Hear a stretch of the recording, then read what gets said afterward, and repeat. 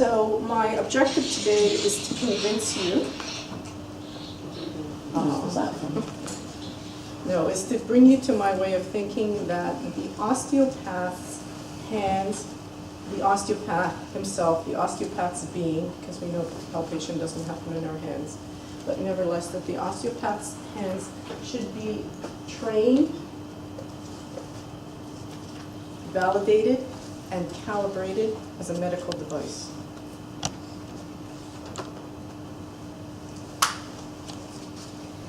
In order to present my argument, I have to take a little bit of a wavy path.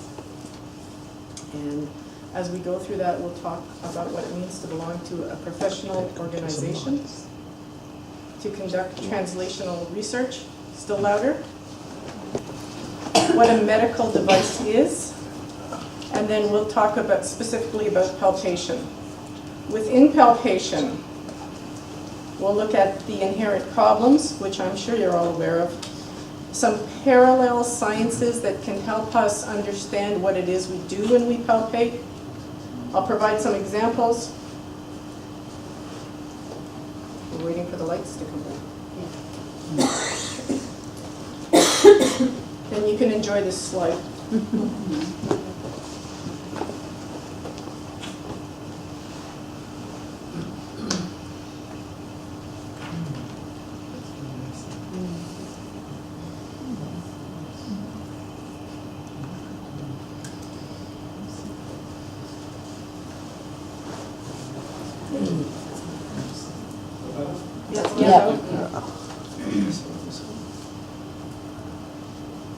We'll get into the heart of the presentation of how we could learn to palpate, and then I'll propose a method of validating our hands, which won't happen in this generation likely, but if we don't start it, we'll never get it done, and we'll open it up for discussion. So both of these women belong to an occupation, but only one of them belongs to a professional occupation. And it's the lady with the white uniform. It's not because she's wearing a white uniform.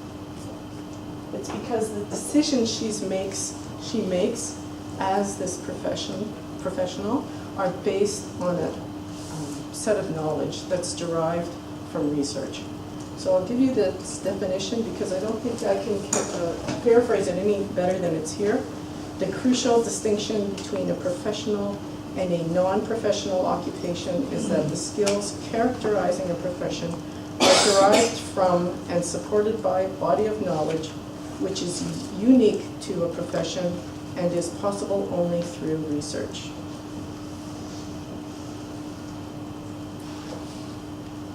Keep that in mind as we go through. So we're often looking for what makes osteopathy unique, and I think our ability to palpate is that one unique feature that we have over the other manual forms of therapy. And we can put together a body of knowledge that supports what we do. When you speak of forms of research, you could categorize them as qualitative or quantitative, and I'll look at qualitative tomorrow when we go hunting. But what I want to talk about during this presentation is fundamental research, or what the allopaths call bench research, that happens in the laboratory at a very basic yet complex level that describes how physiology actually works. There's clinical research that we do for our patients that help them feel better. That's called bedside. So the allopaths look from bench to bedside, or translational research. How do you take what we know in the laboratory and make it applicable in a clinical setting? The allopaths have been doing this for years, for decades actually. They're very good at it. They've got the tools, the experience, the funding, and the basis to construct a very good set of quantity of translational research, but you could argue that their foundation, if you can see that, is a little bit questionable, and that they've made their basic assumption that we can mitigate disease through chemical means. And that's pretty much the only avenue that they take as they conduct their research. And just as, since a lot of this is American, that they've invested all of their energy requirements in Middle Eastern oil, and now they're scrambling to find other forms of energy. I think they've done the same thing here with making chemicals the only way of healing disease. Nevertheless, they've built quite a nice system of medicine. Osteopaths, on the other hand, also have the same rocky foundation, and it's not because it's based on physical medicine, it's just because we don't have enough foundation there. And then as we go ahead and do our research, we've got lots of holes in it. We've got an unsteady body of research because it hasn't been built on a strong fundament. And our research is open to severe criticism. And one of the things we've left out is the role of the hands. And then I ask you, don't we have an obligation to our patients to investigate that?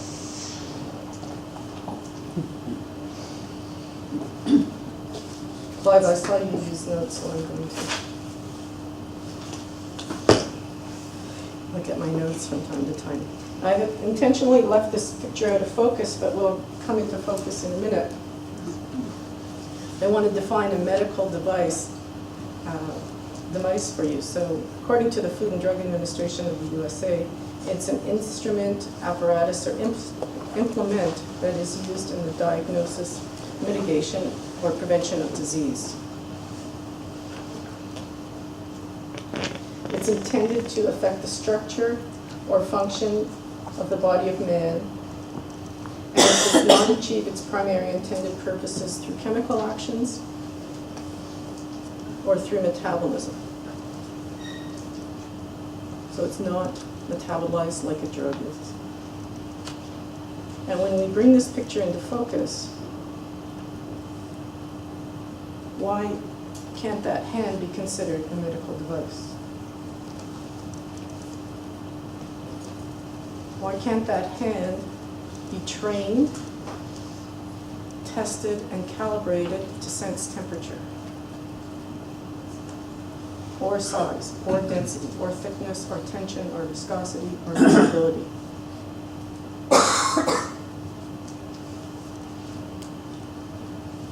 And I'm not ignoring the intuition that we have when we palpate.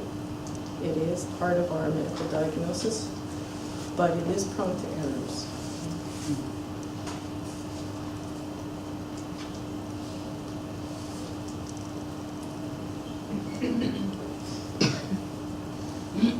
So the difficulty in teaching, of acquiring proficiency, and in testing palpation has problems and consequences that implore, in my opinion, a scientific solution.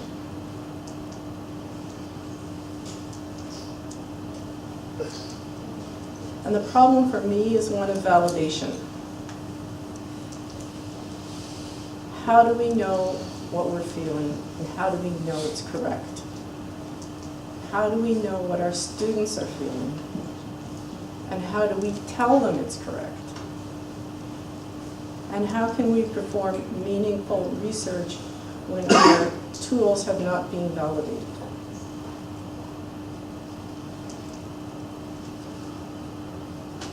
So the inability to prove or communicate distinctively and quantitative what we know, which is that we can feel, poses problems and consequences for everyone. How do we talk to our health professionals? And even though I know, and you know, that palpation is a highly complex interaction between the therapist, and the patient, and the environment, readers in our own profession have concluded that we are inadequately prepared and soft tissue spinal, paraspinal palpatory diagnostic tests are not reliable. We can't even discriminate between positions of ASISs on cadavers that are nailed to a board.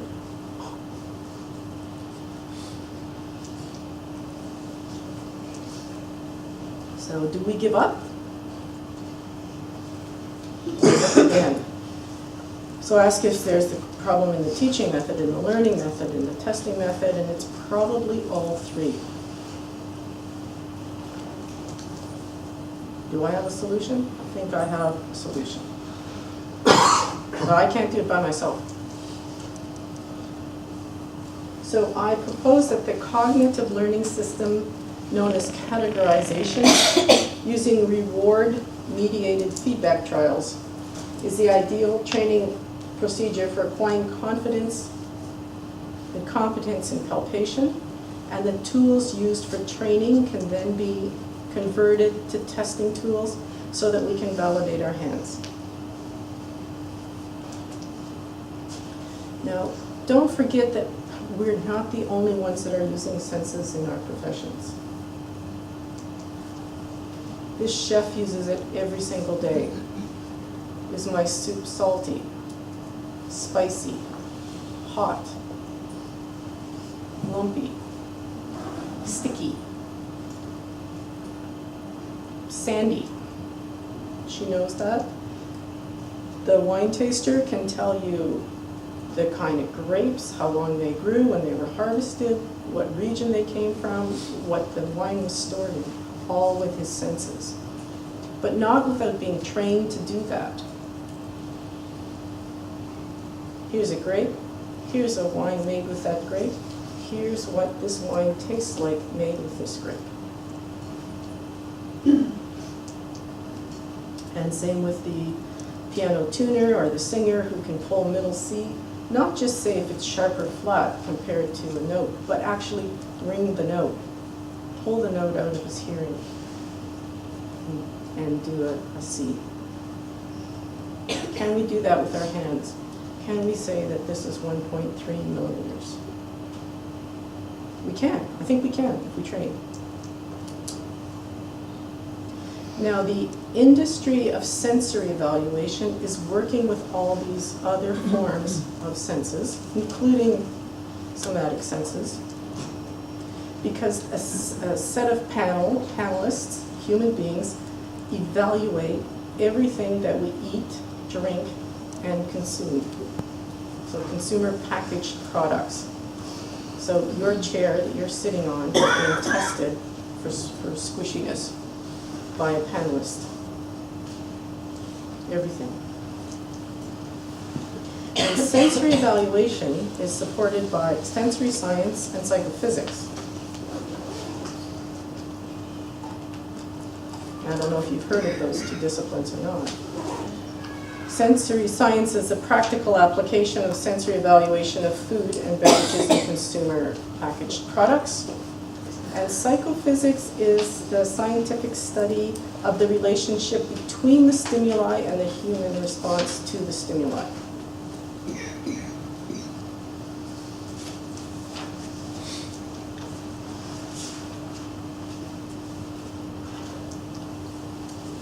And the principles and practices of sensory science apply to all the senses, including the somatic ones, the somathesis and kinesthesis.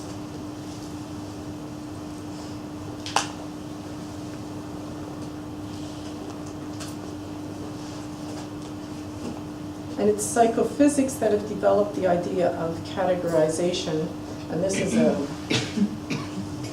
kind of difficult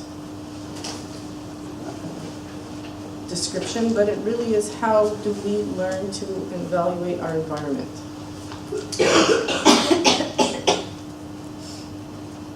And categorization using feedback is now the preferred method for the sensory panelists who test our food and beverages.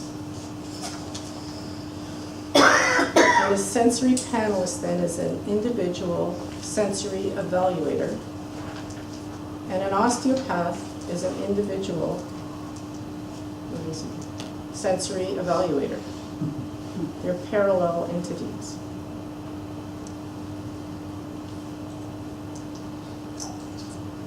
So when you train an evaluator, what they're doing is taking a product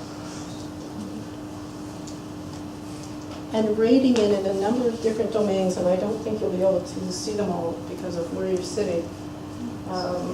But some of them we use in osteopathy, so firmness, hardness, denseness, no cohesiveness. Tooth stick is not one of them. Cohesiveness, adhesiveness, lumpiness, graininess.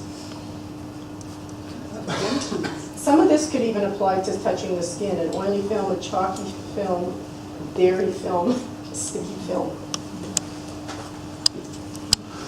What's the tooth stick? It's terrible. And then even if you take these sponges, they're looking at the same kinds of properties that we evaluate when we touch a human being. In the training, they are given samples of a known quantity of a certain property, let's say resilience.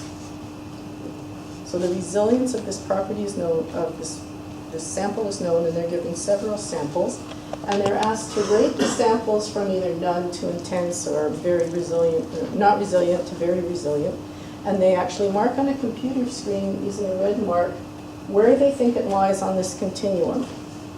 And then right away the computer, who's reading the response, gives the answer within a range, whether they've fallen within that level of resiliency. So it looks like this. They mark it. They get their feedback right away. So in this case, they have 3 out of 4 correct. They were not right here. They know they were close. And they learn and they learn and they learn until they're approved to go into the laboratory. So they take the wine, somebody wants to manufacture a new wine, and they rate it on a number of things that wine is rated on. That data goes into the computer, and the computer gives the information to the manufacturer whether they want to go ahead on that rating or not.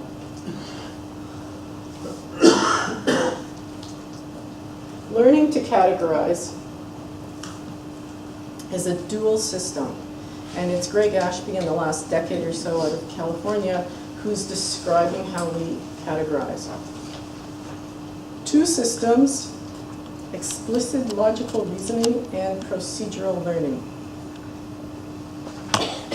And procedural learning comes first, but I put them in reverse order. In categorization, you're simply asked to separate one group of characteristics from another group of characteristics. This is an easy example. This is a far more complicated example, which even words can't describe.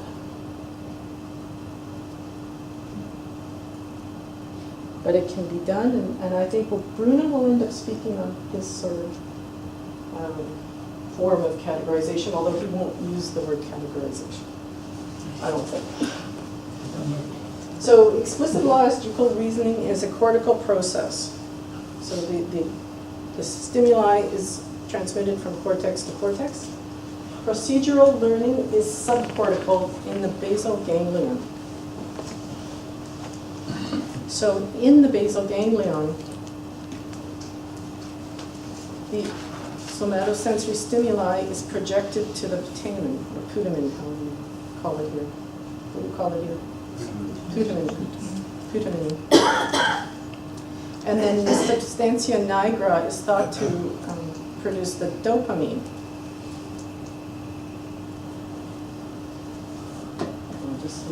And the dopamine is important because it serves as a reward-mediated training signal that allow the synapses that were operating during the correct response to be reinforced. So if I say good dog, good girl, you're right. And you get that spark of dopamine.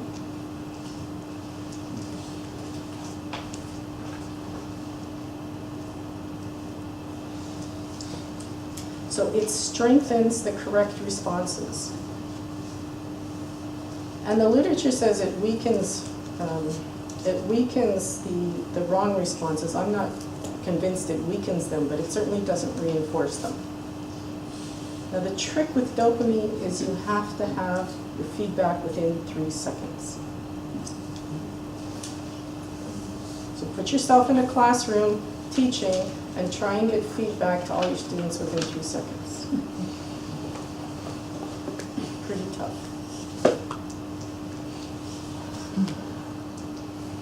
So here's an experiment that is done with a monkey.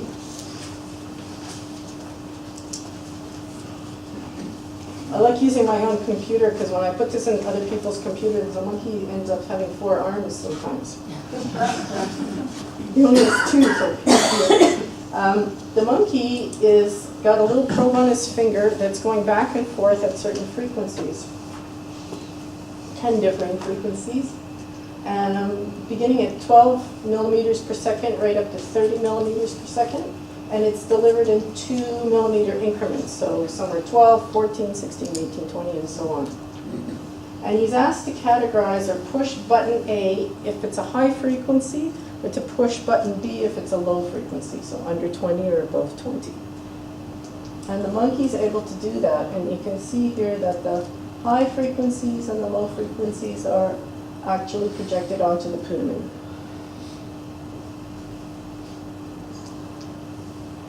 And he learns to do that very well. And it's based on a stimulus response curve, or psychometric curve, which, believe it or not, has been stretched, unfortunately, on this slide. But it'll really emphasize my point, so it's stretched in my favor, actually. So if you put the strength of the stimuli on the bottom and the probability of getting a correct response on the y-axis,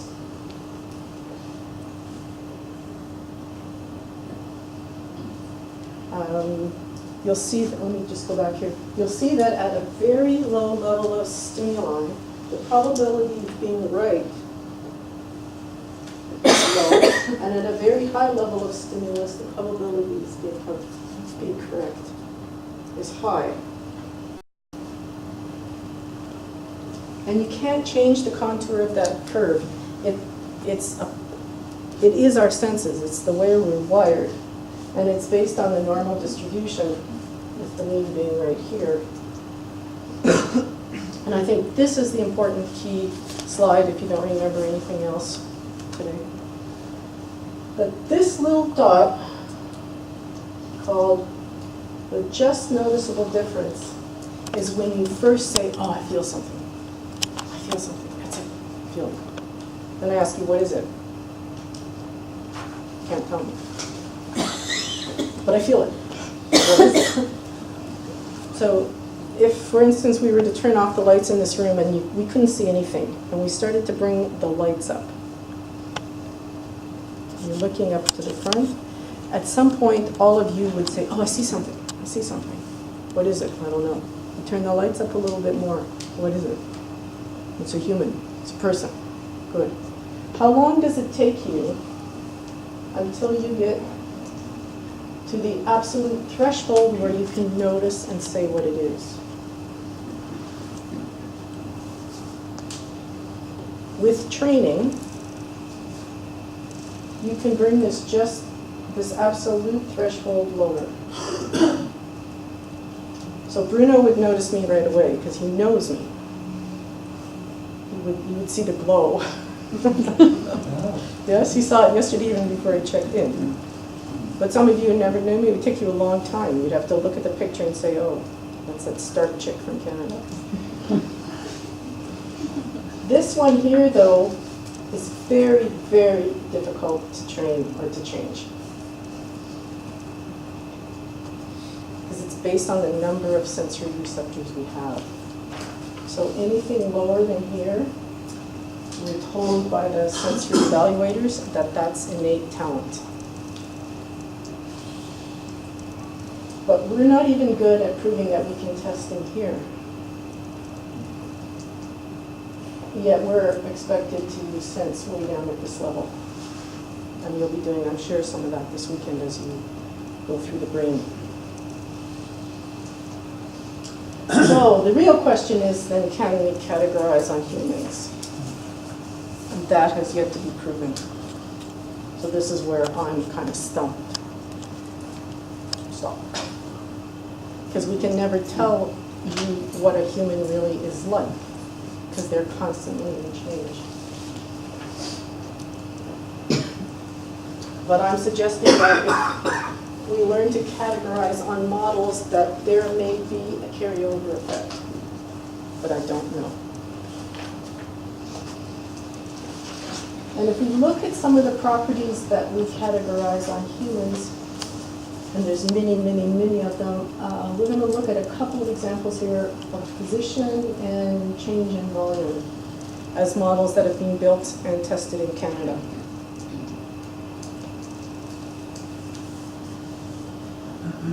Position is not the only basis for our osteopathic diagnosis. Of course, we're looking at motion and vitality, but you cannot deny that we use a position in some of our most basic tests. All of muscle energy, for instance, based on position.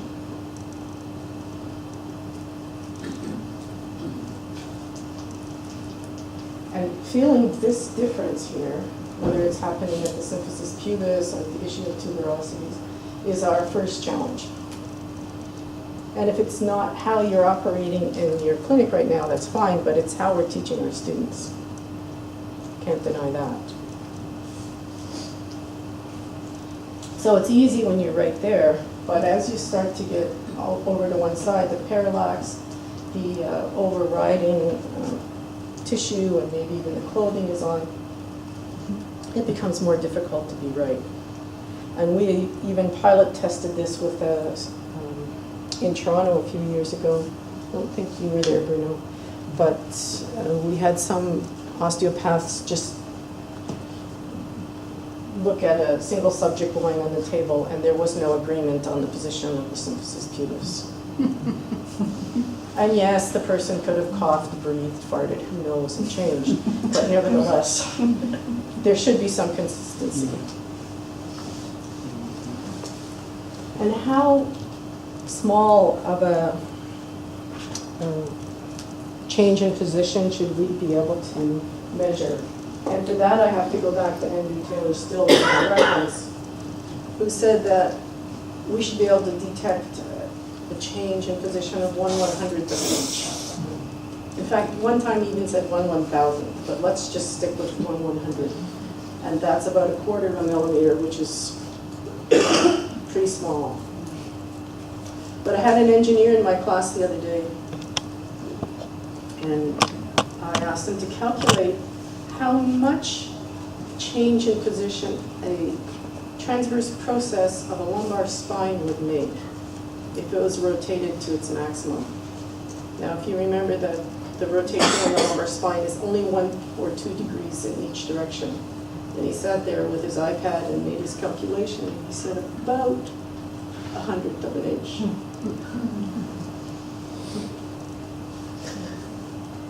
Maybe a little bit more if you write out on the tips, but don't forget you've got this much spinal tissue between you and the transverse process.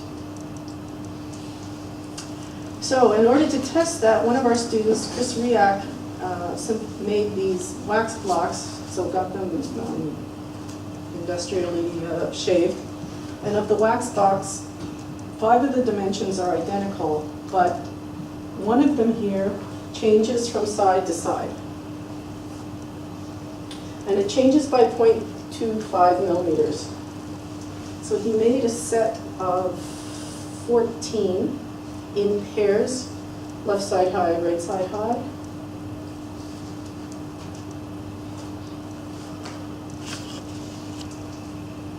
And then you're asked to feel which side is higher. That was pretty much a dismal failure.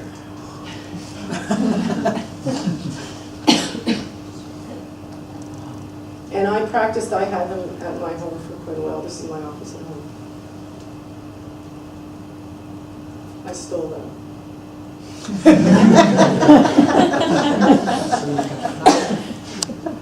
No, the femur. I stole the femur. I inherited all these stuffed animals. I wanted a bearskin rug, and I got every other animal in the collection. So I just rotate them throughout my clinic. Anyway, you can practice at home and say, all right, I feel the right side is higher. I have no clue by how much. And then you can actually pick it up and look at it within 3 seconds and say, oh, yeah, I got it right. Now another student has started to build on Chris's work, because what ended up happening with Chris's work is he hypothesized that with feedback the student would get better. And in fact, with feedback the student got better, but they also figured out that if they squatted down and looked at it, they could always get it right. Because so the next guy has created a better machined block. He's given a neutral block, so one that is equal on right and left to every person who's going to be in his experimental group, to take it home and practice calibrating yourself. And then he will go back and repeat the experiment to see if they can find out which ones are higher or lower. So far the results have been dismal. That's okay. That just means what we're doing, how we understand palpation is not yet defined. The next person has said, well, you have too many asymmetrical blocks. What you need to do is have a lot of symmetrical blocks to be able to pick out the asymmetrical block. And I think he's probably more correct. But we have to wait to see if that happens. What's wrong with just using one arm? So you use one sensory input rather than two. Try it. We have to do these one step at a time. If all this fails, sure, you can go to one arm. But we're starting somewhere. That's what science is going to be, is only change one parameter at a time. Then we have an experiment on volume change. This was brilliantly done. 2 students, Monica Noy and Mark Snow, combined their names to create this Monarch machine. It took them more than 2 years to create it. And I mean, they worked once a week, and their father was an engineer. And they ended up devising a pump down here with a computer system that randomly squirted water into this silicon dome. And the dome, it expanded but below the visual threshold. So really what you felt was a pressure change. So in these experiments, the students was asked to either to indicate whether they felt a volume change. So it was done at a certain rate, or the rate was changed. And they compared it to non-osteopaths, osteopaths, and student osteopaths.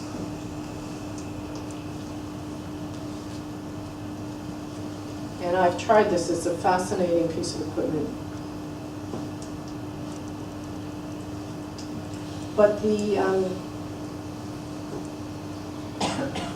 are just initial stepping stones. There's some other equipment out there that I haven't investigated that we may be able to train our fingers to measure size or density. Or this is crazy virtual haptic back out of, I think it's out of Kirksville, right? I would suggest that we need to measure viscosity as number one thing, because we palpate that. The fluid, the intracellular fluid in the body, the matrix. We need to look at cell pressure. And it's suggested that this is turgor, and I've low-lighted turgor because you don't really have turgor in human tissue. Turgor is a property of plant tissue because plants have the cell wall and the cell membrane expands and pushes on the cell wall. But we do have compartments within our tissue where you might argue that that could be called turgor. We have tension, although you don't find this type of tissue very often in the human body, although you find it all over your anatomy books. It exists, but it's not the predominant type of fascia. This stuff, I mean, look how strong that is. And you can almost read the letters through the scalpel blade. We'll look at more of this tomorrow. Or test malleability, the ability of the bone to be alive. Or you can just get fed up.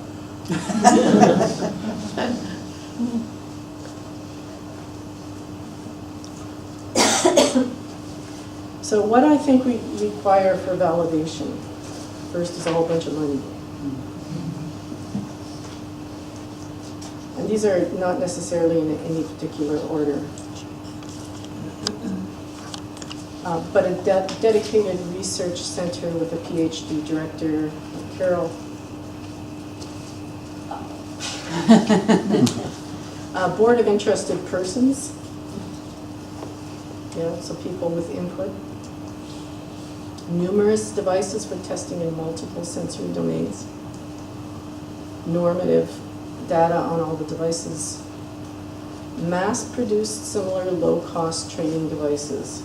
So you can take playing cards, 52 playing cards, they're about 0.25 millimeters thick, and make different heights and compare those cards. You don't need a $35 block, but it needs more ideas like that so students can practice at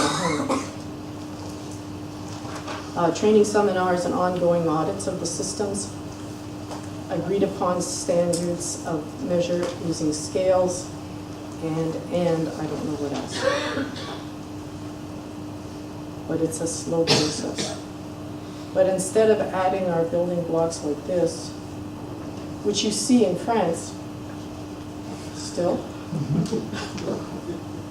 let's go American.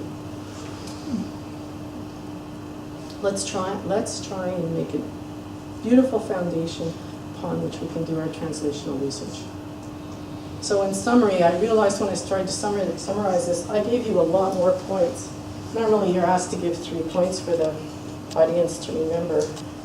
I really want you to remember the little green dot of just noticeable difference and absolute threshold. Is it enough to say, I feel? I can feel it. What is it? Well, we looked at professionalization, translational research, the osteopath as a medical device, human response to stimulus, how to improve palpation acquisition, categorization using reward-mediated feedback trials. Good, osteopath. Good. We asked whether there's going to be a carryover effect, and that's really the big stumbling point in this whole idea. We looked at examples of the wax blocks and the Monarch machine, the elements that it would take to become validated, and we need a board of interested persons.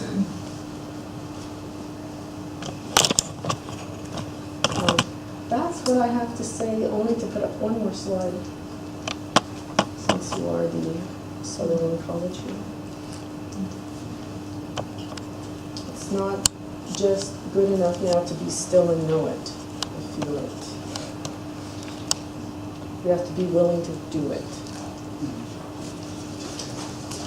And be active and achieve it, and thank you for your attention.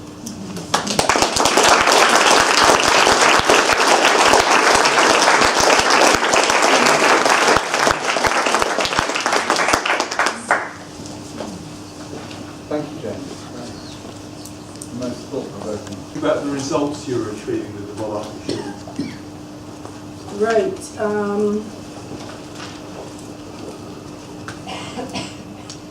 They were testing rate of change of volume and total volume.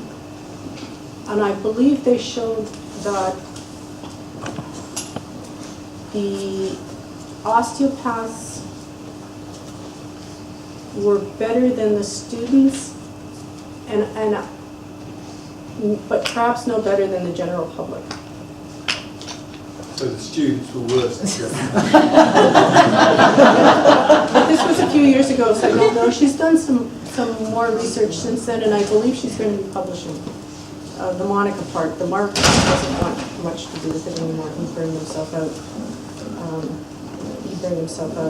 But what was interesting is when we took, one of our senior osteopaths came in, a French guy with his Robert Rousse, came in, he put his hand on it, and he said, oh, the water's coming in from this quadrant and it's spinning in a counterclockwise fashion.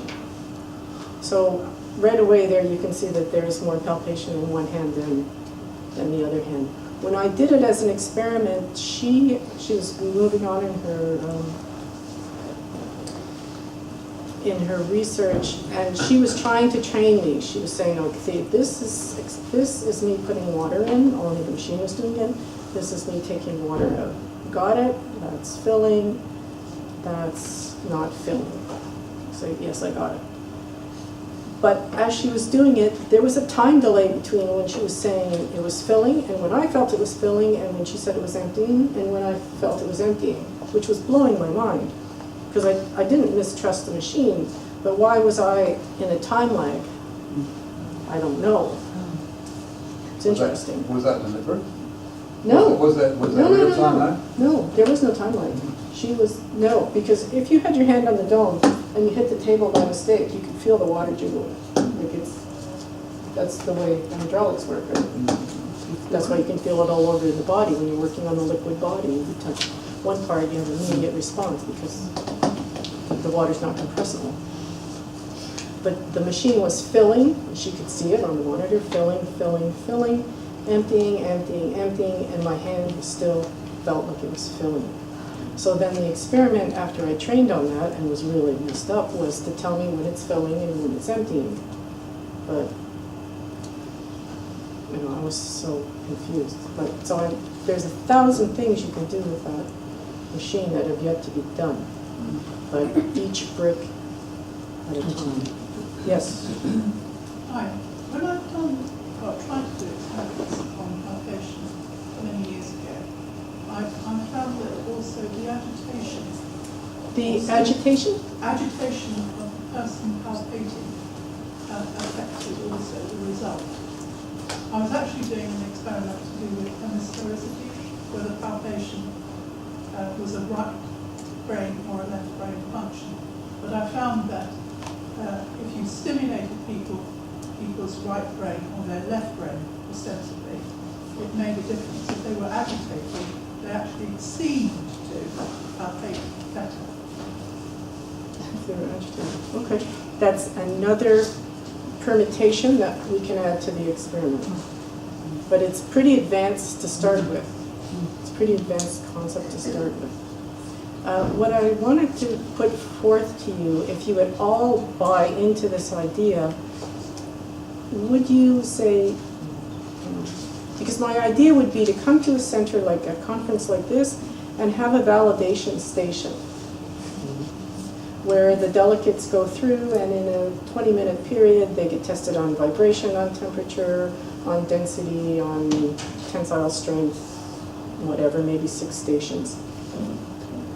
Would testing be better where you say one is more than the other, one is less than the other, or should we actually be instruments where we can say that temperature is 99 degrees, that temperature is 99.5 degrees, or is that warmer than normal or cooler than normal?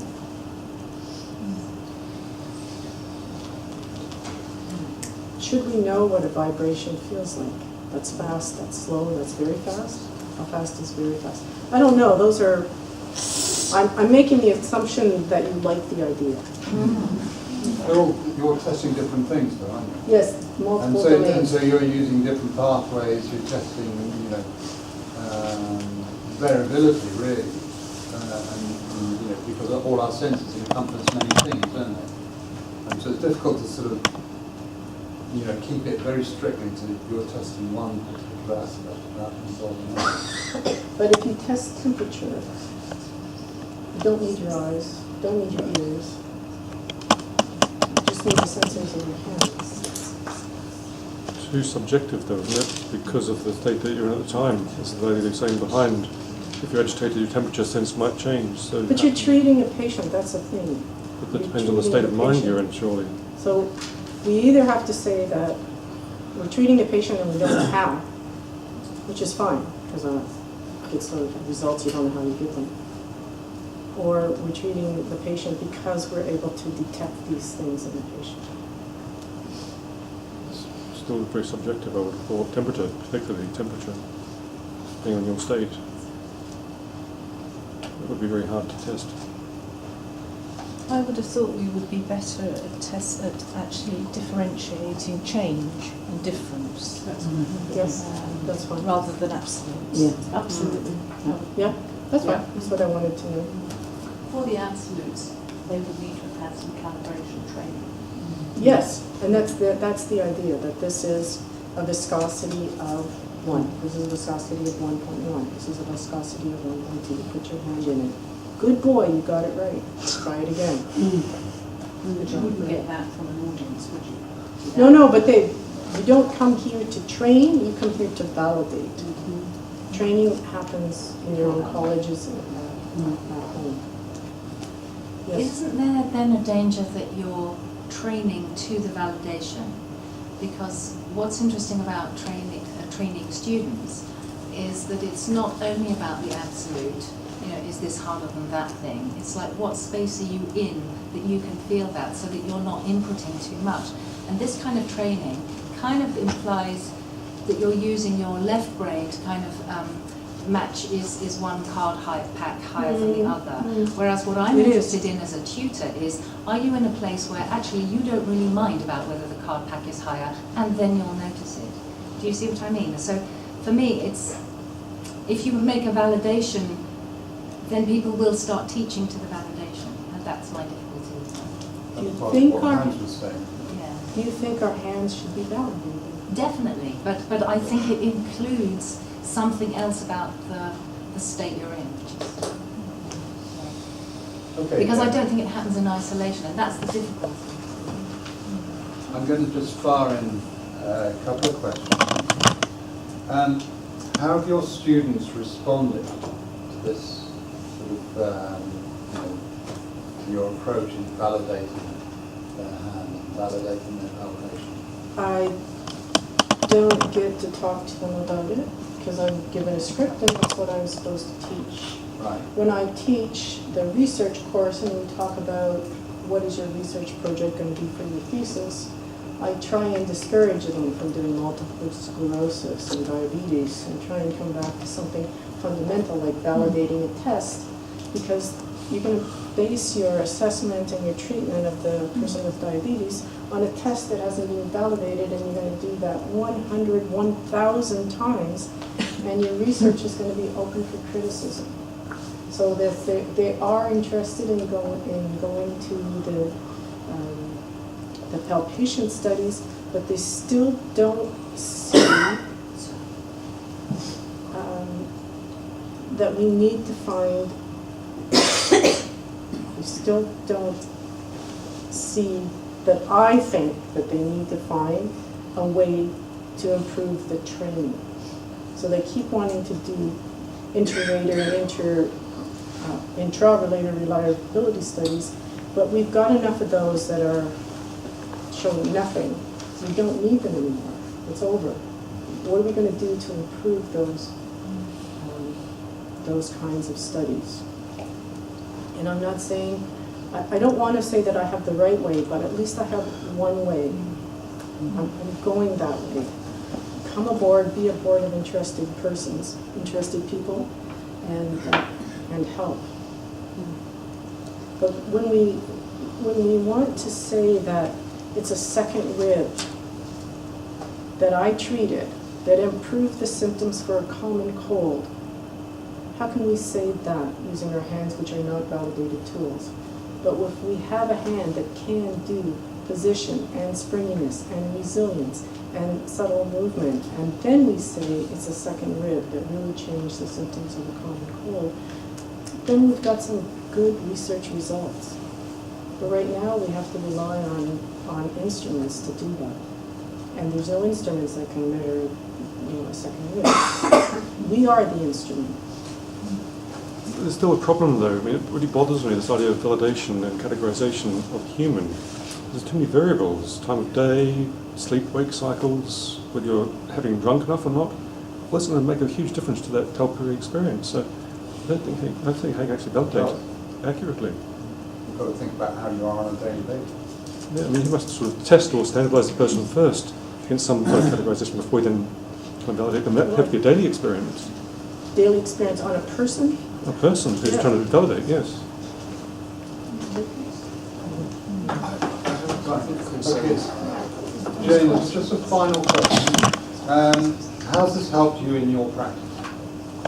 Do you end up being more confused or more sure about what you feel? I think more about how it is that I'm feeling it. And I'm going to transmit that piece of information to someone who asks me, how do you know? When we do that V-spread, we'll talk about that tomorrow, but how do you know? How do you know? So it puts me into left brain, which keeps me from being in right brain. But I don't do osteopathy. I live osteopathy. It is my entire life. So I'm always thinking about it, maybe not palpation, but some form of osteopathy. And this is not my passion. Palpation is not my passion, although I may have sounded passionate. Do you disagree? No, I haven't. I may have sounded passionate about it. I just feel that as working with research, students try and do projects that are too lofty, based on what our foundational knowledge of how osteopathy works is. And I want to get them back to a fundamental level where they can be trained and positive that what they're feeling is what they're feeling. But that's only, like I said, that's only one aspect. I recognize the intuitive part. I recognize that the hand is not the palpatory instrument, it's the person. My friend calls Ada Sutherland's book with thinking fingers.